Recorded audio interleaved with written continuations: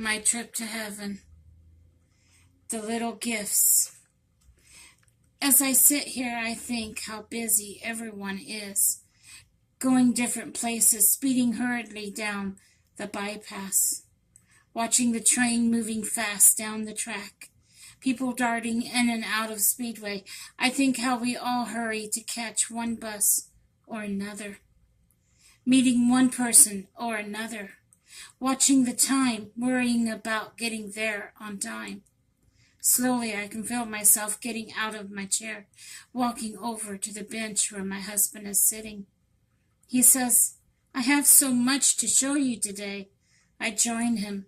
We sit and gaze into each other's eyes. He says, "Are you ready?" "Sure," I say. He lets the key dangle from one hand and reaches for my other hand.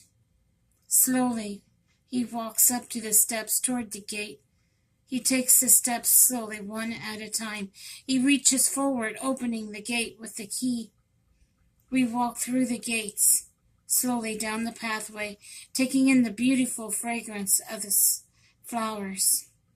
The sun is so bright today. The whiteness around me is so bright, and my eyes squint a little to see the beautiful sight.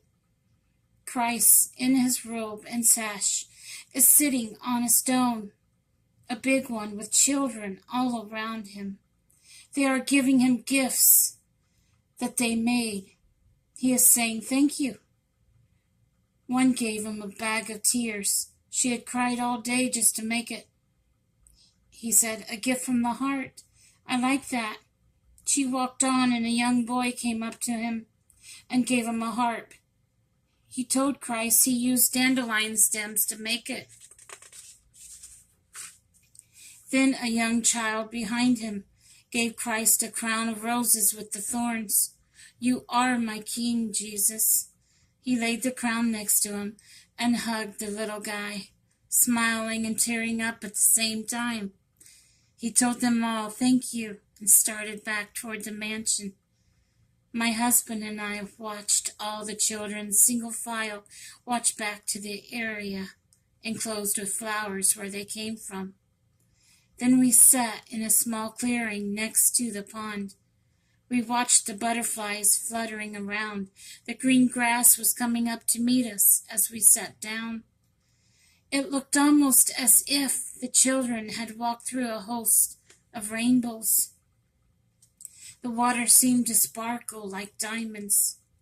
The grass felt soft, like sitting on a cloud. The fish were swimming around in the pad, on a lily pad, and the frog was sitting on the lily pad. In the center of the pond, he was resting with his head to one side, as if to say, "Hello." It was calm and seemed as if the whole world had slowed down. My husband bent down and cupped his hands in the water. He brought it up to my mouth, said, "Drink." I drank it out of his hands. Then he handed me a leaf and said, "Eat." It was a red leaf, and I ate it. It tasted like mint flavor. It was edible and delicious. He sat up and then said, "We better go now." He acted like time was getting short. I said, "Okay." We walked some more down the walkway. We came up to the blue marble steps. He reached up and opened the mansion door. We walked in, looking around. The engraving of memories were still there. We looked ahead, seeing a doorway that had not been entered yet. It had a grandfather clock next to the door. Entering quietly, you could see countless clocks all over the place. You could also hear the quiet ticking of each clock, tick-tock, tick-tock, almost as if they were singing their own song. I remember the nurse saying, "Everyone sings their own song." I asked my husband, "When will Christ come back?" He showed me on the wall with a sign. It said, "God's time." The clock on the wall was the biggest clock I had ever seen. The hands were missing. I asked my husband why. He said, because God uses his own hands.